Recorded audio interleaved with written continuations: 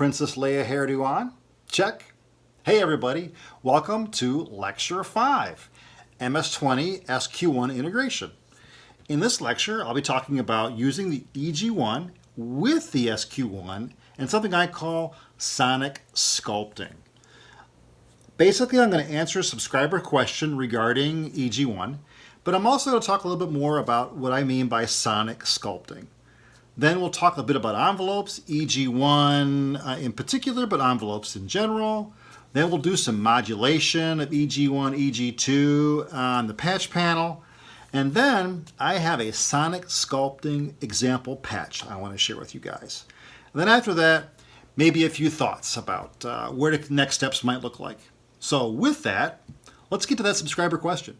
So those of you who are subscribers to my website or just passers-by, you'll note that I have a pretty good discussion forum going on with lots of questions with the lectures I'm giving for the MS-20 SQ-1 integration. And much like students at university, I have lots of questions after I lecture for 2 or 3 hours, which is fine. I'm not sure I can listen to myself for 2 or 3 hours, but if I'm doing the talking, hey, time flies. So, and the questions are part of the learning process, so I'm happy to answer questions. In this case, I had a subscriber ask an excellent question about EG1. Entropy Disorder writes, "Hello, Professor. I have been wondering how the application EG1 works. I don't really understand the delay time control, for example. Say low-pass filter stays open at 10.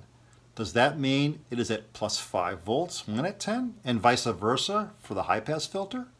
So if you use the inverted EG1, it would start at a plus voltage and end at 0. In this patch of yours, the envelope would make the sound go from open to low-pass filter, closing while high-pass filter would close from a plus voltage point. Do I understand this correctly?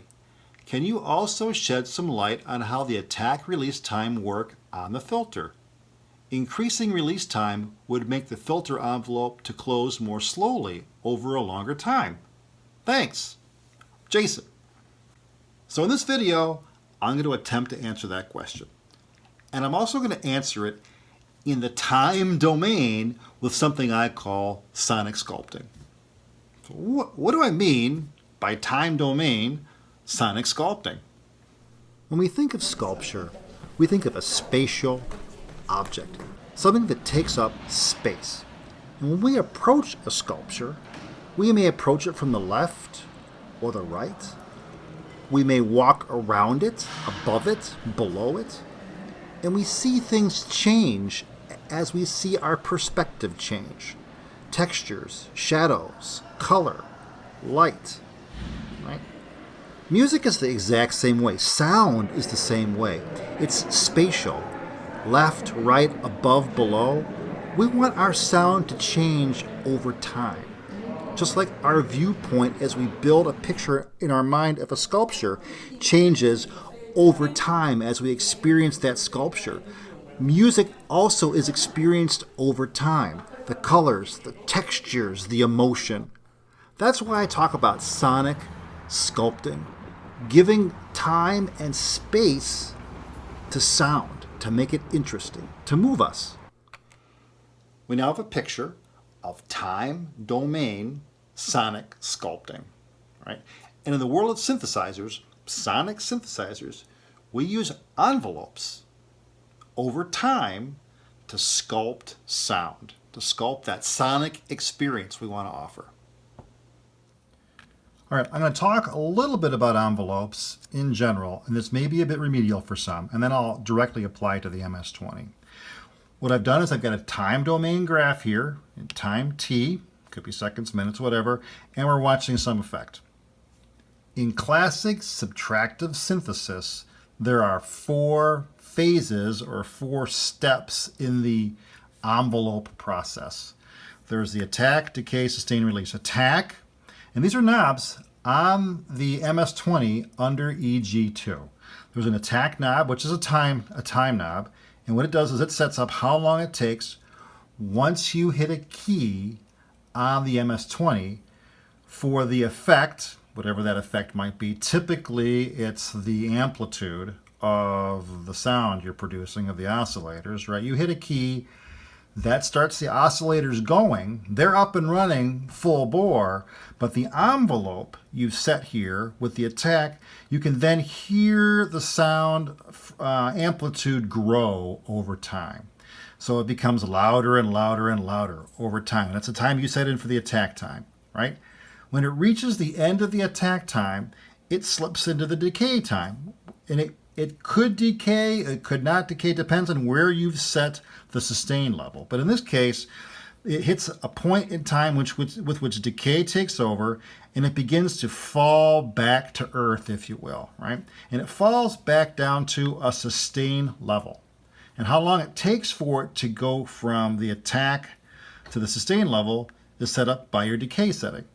And then it will sustain as long as you hold the key down, as long as you keep those oscillators oscillating, the effect will maintain itself at that level.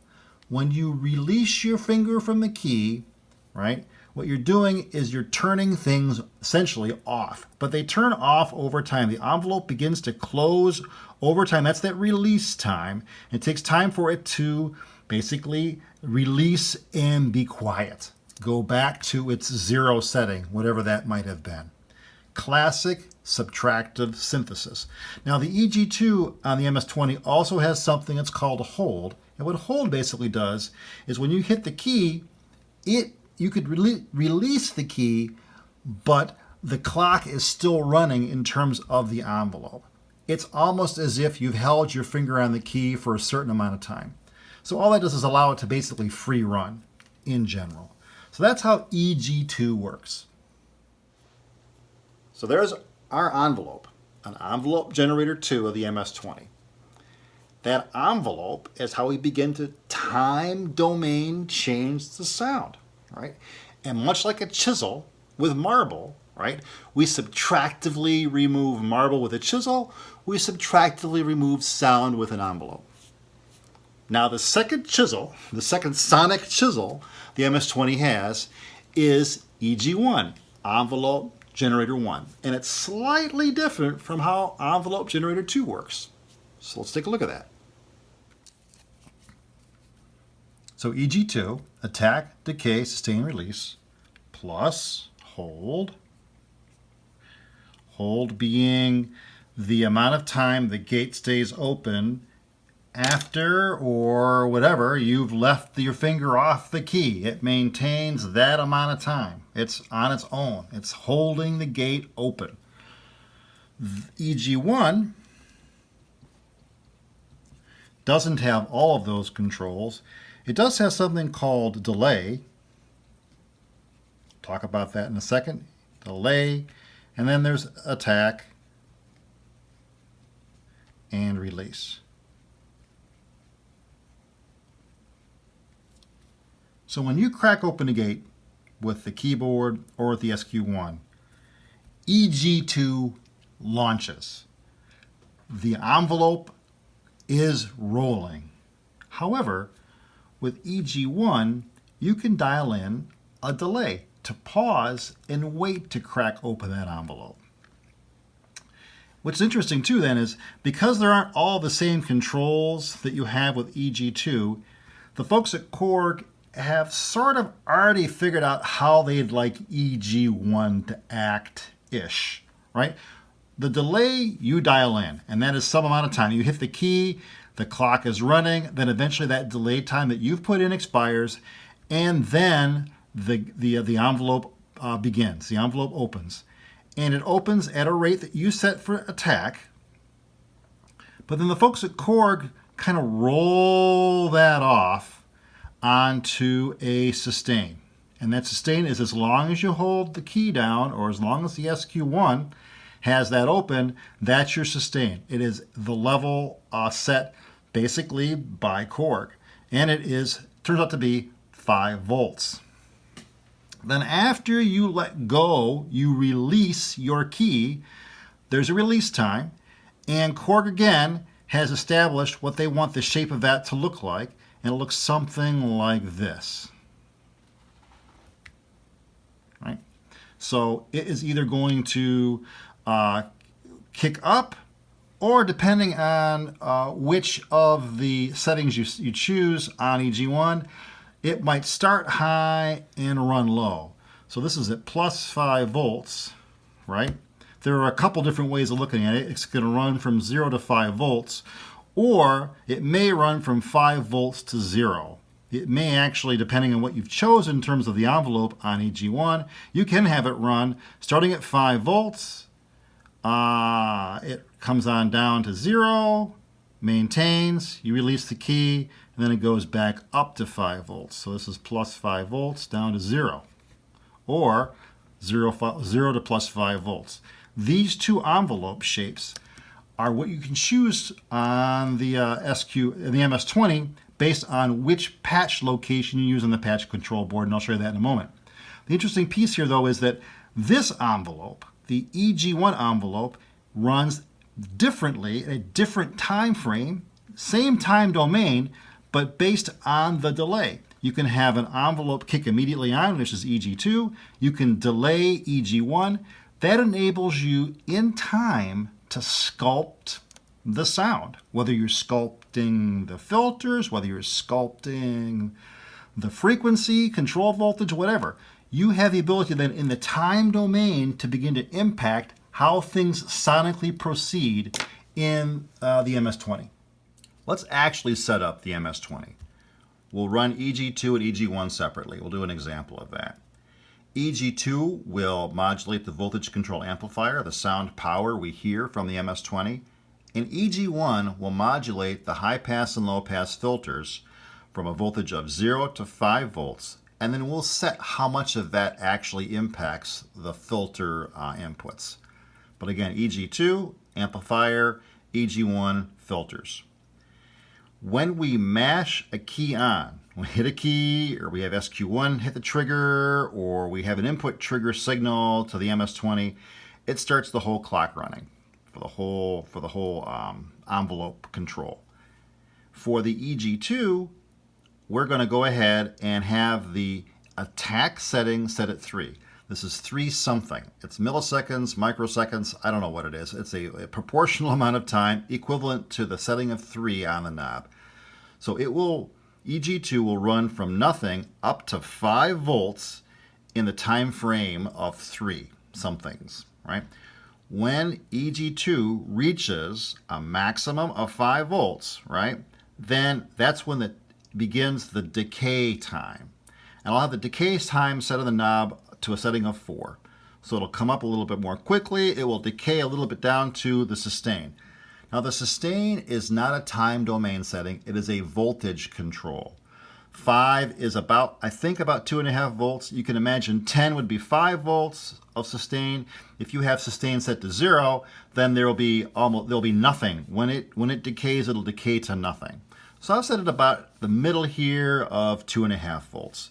So my finger is still on, I've had the attack, I've had the decay, I've had the sustain. Now my finger is still on the key, and then I release my finger off the key, and that starts the last and final timer for EG2, and I'll have that set at 6. So we'll hear a very slow decrescendo, a slow run of the volume of the MS-20 down to 0. So that'll be the envelope EG2. Envelope EG1, we're going to set in a delay of 4. So while envelope EG2 is racing up, giving us lots of sound power, we will have no effect on the filters. We're going to hold off on the filter inputs.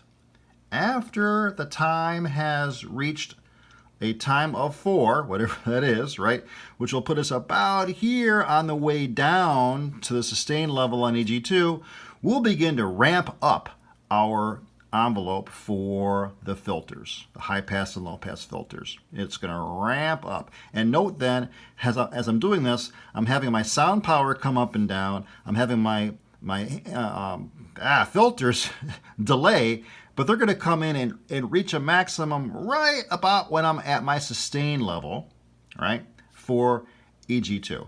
So then, as I'm holding my finger on the keyboard now, the EG1 will remain open, full voltage, full 5 volts out of that controller, out of the EG1. When I let go of my finger, right, then the EG1, final EG1 timer will also kick in. That'll be the release for EG1. And I'll have EG1 release relatively rapidly. So we'll hear those filters die away very, very quickly, yet we'll still have some sound power coming out of the EG2. Let's go ahead and actually plug that in now on the patch bay of the MS-20. So I'm going to duplicate this. Okay, all right, so a couple things.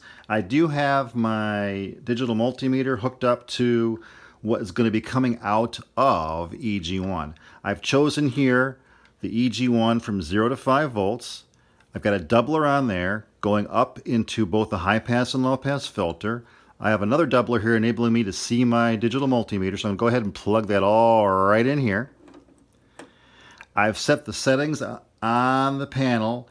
As you saw, one additional note, these two knobs, these EXT knobs, they actually set the effect, how much of this voltage effect control will go into the high pass and low pass filters, and I'll play with that in a second. I have them set right now at 5. All right, so let's go ahead. You watch the digital multimeter, watch my finger as the trigger, and listen to the sound.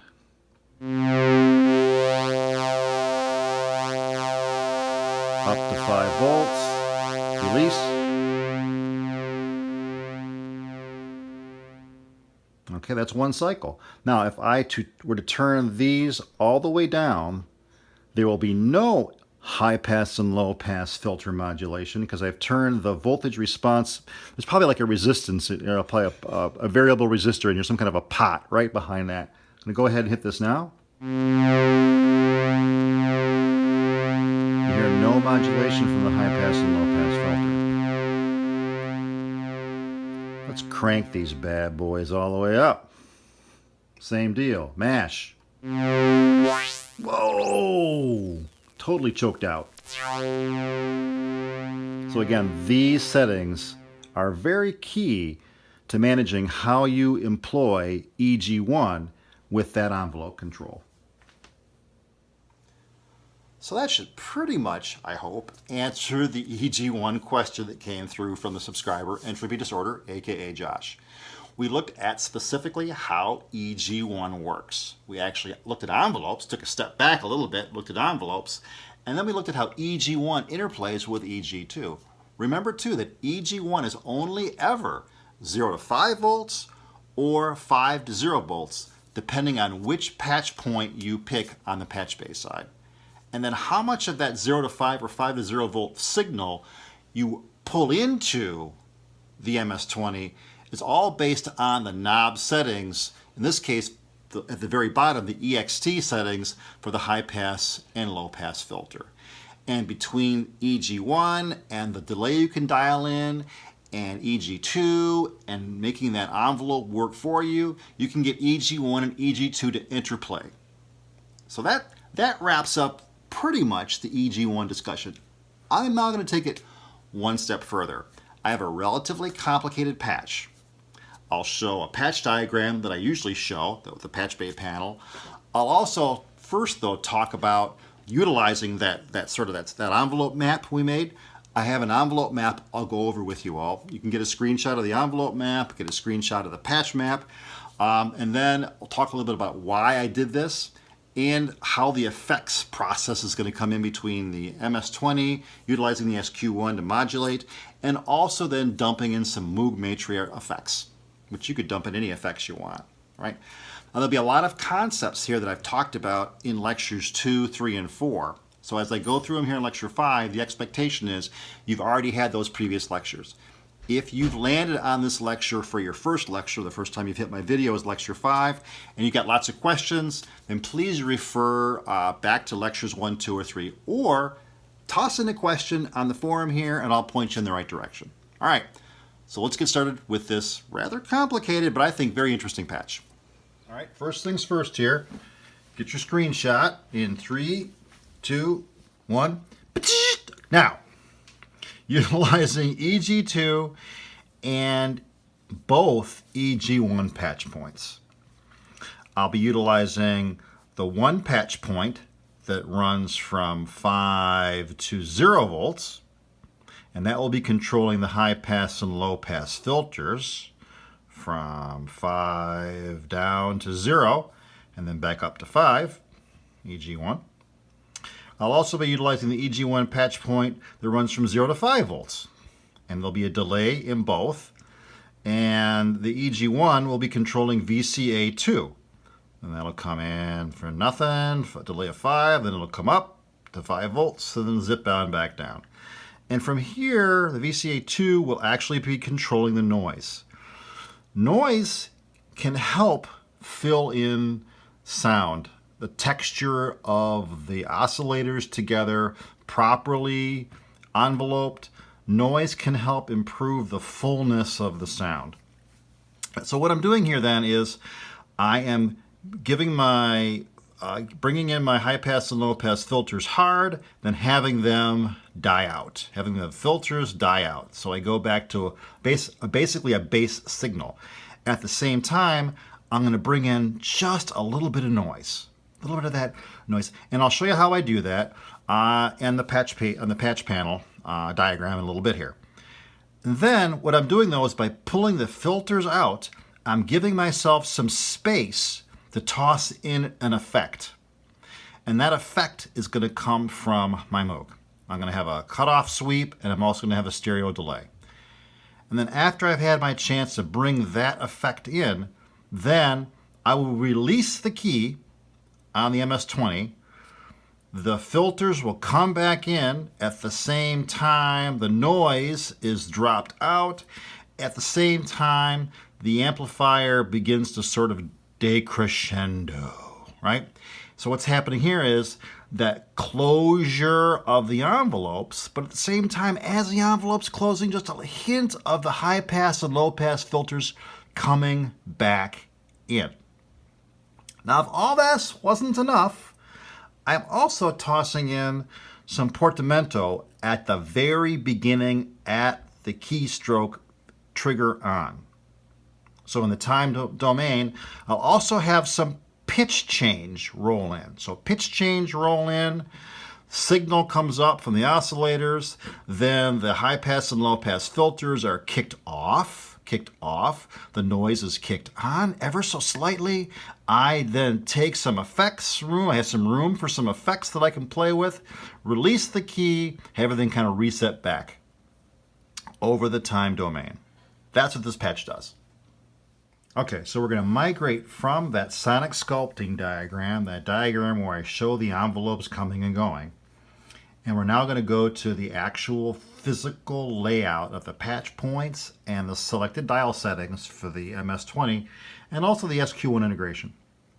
So get your screen grab here, all right, 3, 2, 1, screen grab, and now my hands can come in and create shadows. Okay, so what we're doing here is we're setting up for a square wave on VCO1 and a ring on VCO2. And note too that I have some pitch modulation going on here between the square wave and the ring. And that's because as I sweep the scale from 16 to 8 to 4 feet, as I'm going to be recording these patches as they come out of the SQ1 MS-20, I will you change the scale because of how the square wave in the ring is working at the pitch. There could be there's superposition of the sound waves. The actual frequency of the sound waves have some superposition. You get some low frequency oscillation. I want to be able to manage that low frequency oscillation so it works in my favor. So I have to modify the pitch ever so slightly. Note 2, we talked about the portamento as the VCO voltage control oscillators came up. There's portamento of 5, so we're going to have some pitch change as we sweep in.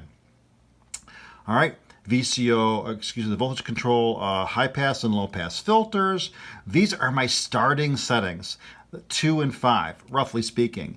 And I have these settings set for the 16 foot, but as I sweep from 16 to 8 to 4, I'm going to modify these so I have a more full sound at the low scale and a thinner sound at the high scale. You want to change this over the scale. You don't want to just take one note and then dump it into your digital audio workstation, and then have that port to a MIDI keyboard, but it's all the same frequency spectrum, all the same sort of like over time frequency buildup. You want to have some differences so it sounds sonically interesting. And what I've got here then is a flight plan. This is my flight plan. You can change yours as well. There it is. There it is. How I'm handling the high pass and low pass filters as I go from 16 to 8 to 4 feet. You can see I'm actually sweeping the dial on the high pass and low pass filter to give some differences in timbre, in color of the sound. All right. Here is EG1 coming in. Delay, attack, and release all set to 5. EG2, 4, so I actually have a hold going down here with EG2. Attack, decay, sustain, release. Notice also, I'm dumping in a pretty sizable amount of effect here on the high pass and low pass filter. I'm up there at around 7, so I'm asking for a little bit of an effect to be heard. Let's go ahead and look at our patch points now. Here is the 5 to 0 volt patch point. 5 to 0 volt. We said that was the EG1 that was going to manage the high pass and low pass filters.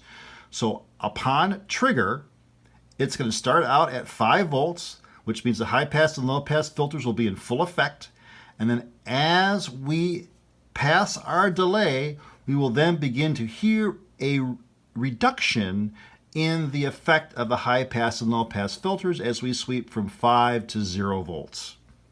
Delay, that attack is actually dropping then, because it's from 5 to 0 volts, it's going to be dropping the effect. Conversely, we talked about the noise coming in, right? So the noise is going to be running the EG1 from 0 to 5 volts. So at key hit, right, at trigger on, well, again, we'll have our delay of 5, and then as the high pass and low pass filters begin to diminish, the noise component will come in. That's how this works. That's what the diagram showed, right? Now, okay, this is interesting, I think. Noise, how much noise do you put in? You put in just enough that you can't tell it's noise, right? But enough that if it's missing, you miss it. That's the amount of noise you want to dump in here. And also, and now here comes the secret transmission. I'm giving you guys all my secrets. All right, look, and my students in the classroom, I want them to be successful, right? I tell them that wrong answers don't build safe bridges. Wrong answers don't keep airplanes in the sky.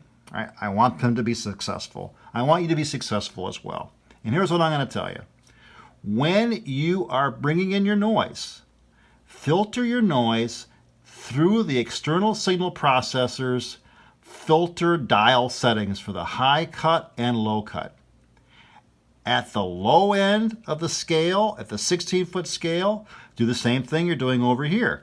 Make it more full. Give it a more full sound to that noise, a darker, deeper noise. As that noise progresses up the keyboard from 16 to 8 to 4, begin to thin that out. Change your cutoff so that the noise begins to migrate with the sound. That way it actually sweeps the tonality of the white noise with the sound you're producing. But again, remember, if I can hear the noise, it's too much. If when the noise is gone, I just notice it, it's the right amount of noise. And then finally, right, what else do I got here? Oh yeah, look at this. All right, so I've got the keyboard trigger, note here, right? I have the keyboard trigger popping up and syncing with the SQ-1. Now, I haven't talked about that before, and that might end up being a lecture, but you can utilize the SQ-1, right, as a trigger receiver from a keyboard trigger on the MS-20. And what that will do is that will advance the SQ-1 one step. It will advance the SQ-1 one step. That trigger will, it's like a 0.35 volt change. I think it forces the SQ-1 to advance. There's a 0.305. I forget. It's a 300 millivolt change, essentially, will force the SQ-1 to advance. So when I hit a key, right, I hit the key, there will be a delay as the VCO comes up, as it ramps up on my my EG2, right? And as it does that, it will then force the SQ-1 to step. You'll see it when I'm actually running the patch. And also look here, CVA out. So I'm taking the SQ-1 and having it modify VCO2. It's actually going to be modifying the ring as it comes back out. And I'm going to do 2 voltage steps, right? I'm going to have a voltage step on the A channel of the SQ-1 to be 1.023 volts, C2, and on the B channel, I'm going to have F2 of 1.366 volts. So what's going to happen here is each time we hit a key on the MS-20, the SQ-1 will advance from 1.026 volts to, what did I say? No! 1.366 volts, right? And that'll be 1 VCO ring sweep change per key hit, right? I'll hit a key, oscillators will come up. A few moments later, SQ-1 will advance, and when it advances, it will run from 1.023 volts, boop, up to 1.366, changing the oscillation frequency of the ring. There's a lot going on here, but temporally then, you can see this gives motion to the sound. I'm going to do a quick swap here. Quick swap! This gives motion to the sound. All of this, the portmanteau, the sweeps of the envelopes. What I'm doing is I'm sculpting the sound with my EG1 EG2 chisels. I'm also sculpting it with the VCO, the portmanteau, and I'm also utilizing it, a sculpture in time and space with the SQ-1. And then finally, that extra little sculpture going on from the Moog. All right, let's go ahead and see how this works. So according to my flight plan, I've got everything set up here. I've got my high pass and low pass filters dialed in. Let's go ahead and do my first sweep at the low octave. So I'm sweeping that cutoff frequency on the matriarch, sweeping it up. I'm going to release the key on the MS-20 as I sweep back down. You can hear then the MS-20 filters kick back in. All right. Let's go ahead now and get my flight plan out here. Reset up again. My high pass and low pass filter cutoff. My also my EG1, EG2. I'm going to also sweep a little bit my noise, so I have the right timbre of the noise down there from the ESP, the white noise. I'm going to reset myself here so that my portmanteau works. And once that dies off, we'll do our next octave.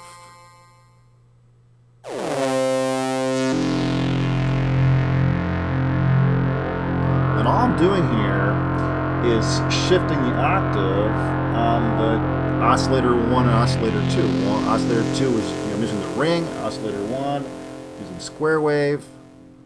I went from 16 feet to 8 feet. Now we'll do 4 feet. Same deal, right? At the 4 foot. Again, I'll modify my low pass and high pass filter settings to kind of thin that out a little bit at the top. I'm going to go ahead and modulate also the noise, so it thins it a little bit as well, brings that high frequency noise up a bit more, suppress the low end of it, so the noise better matches. That fill noise I talked about better matches. Let's reset, so we get the portmanteau working right, and we'll now launch our third octave. You can hear the SQ-1 kicking over and knocking in the second note on our 2 oscillators. Do my sweep and bring it back.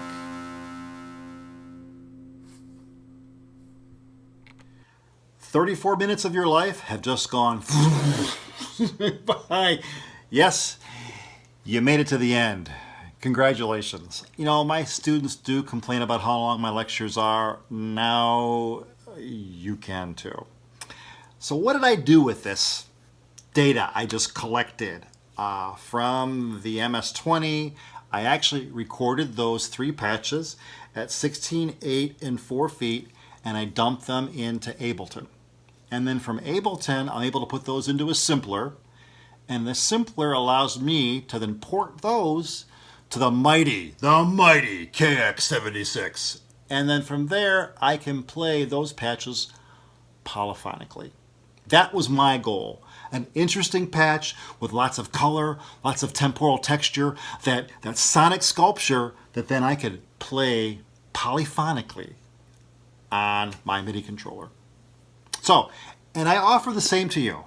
The patch diagram, the idea of sonic sculpting, actually diagramming out with the graph envelopes what you want to achieve, all of that stuff is for you. It is for you to utilize as you see fit.